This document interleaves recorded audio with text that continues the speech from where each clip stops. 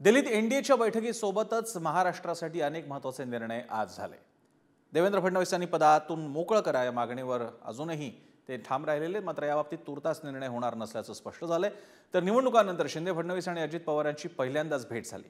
अजित पवारांच्या राष्ट्रवादीला पियुष गोयल यांची राज्यसभेची जागा आणि 2 विधान परिषदेच्या जागा मिळतील हेही स्पष्ट झालंय।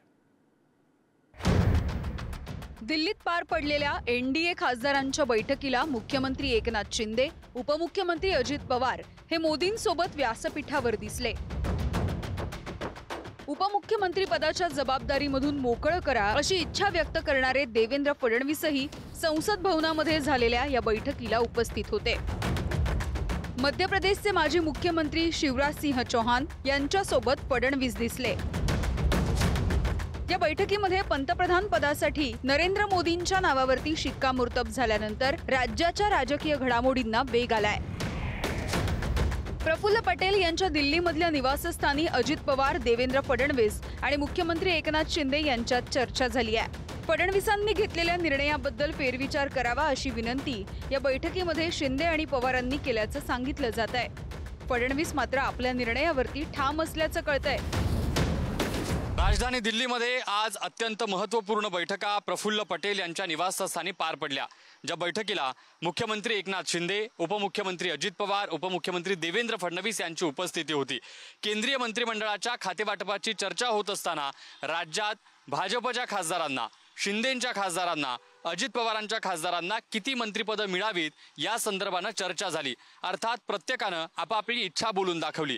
यानंतर हे सगळे नेते नड्डांच्या भेटीसाठी पोहोचले। आता केंद्रीय मंत्रिमंडळात नेमक्या राज्याच्या वाट्याला किती जागा येतात हे पाहणं महत्त्वाचं ठरतंय। या बैठकीच्या नंतर फडणवीस हे अमित शहा यांच्या भेटीसाठी दाखल झाले। दोन्ही नेत्यांमध्ये सुमारे पाऊण तास चर्चा झाली। यामध्ये फडणवीस यांच्या राजीनाम्याबाबत तुर्तास काहीही निर्णय होणार नसल्याचं स्पष्ट झालंय।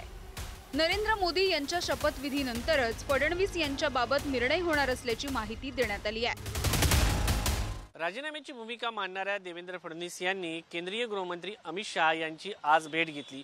या भेटीदरम्यान देवेंद्र फडणवीस यांना अमित शहा यांनी तुर्तास तरी केंद्रामध्ये सरकार स्थापन करेपर्यंत तुम्ही आहे त्या पदावरती काम करत राहा असा सल्ला दिलेला आहे।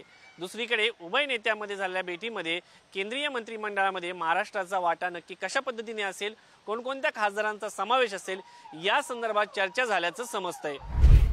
दरम्यान उपमुख्यमंत्री पदासाठी गिरीश महाजन यांच्याही नावाची चर्चा सुरू झाली आहे। मात्र महाजनांनी याचा इन्कार केलाय। चाललेली आहे त्यामध्ये कुठलंही तथ्य नाही की मी उपमुख्यमंत्री होणार, गृह खातं कोणाला मिळणार, कोणतं खातं कोणाला मिळणार, यामध्ये कुठलंही तथ्य नाही। ही बातमी निराधार आहे। आम्ही सांगितलं देवेंद्रजी संघटनेचे काम करतील आणि मंत्रिपदावर उपमुख्यमंत्री राहतील, त्यांनी कुठले राजीनामे देण्याची गरज नाही आम्ही स्पष्ट सांगितलेलं आहे आणि आम्ही या मतावर सर्वजण ठाम आहोत। फडणवीस यांच्याबाबत झालेल्या या निर्णयासोबतच अजित पवार यांच्या राष्ट्रवादीसाठी महत्त्वाचे निर्णय झाले। केंद्रात मंत्रिपदासोबतच पियुष गोयल यांची राज्यसभेची जागा आणि 2 विधान परिषदेच्या जागा अजित पवारांना मिळणार असल्याचं सांगितलं जात आहे। मंत्रिमंडळामध्ये आपल्याला काही संधी मिळते का?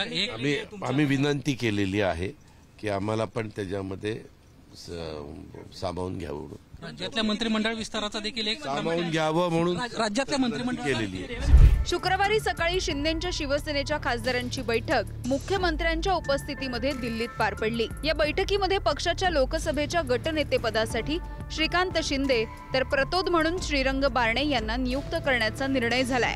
राज्यात लोकसभा निवडणुकीत झालेल्या पराभवानंतर शिंदे, फडणवीस आणि अजित पवार हे पहिल्यांदाच दिल्लीमध्ये एकत्र आले।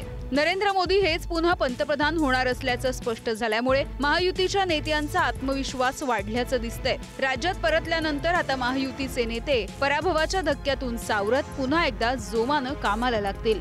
ज्ञानेश्वर चौतमलसह शिवाजी काळे, पुढारी न्यूज, नवी दिल्ली।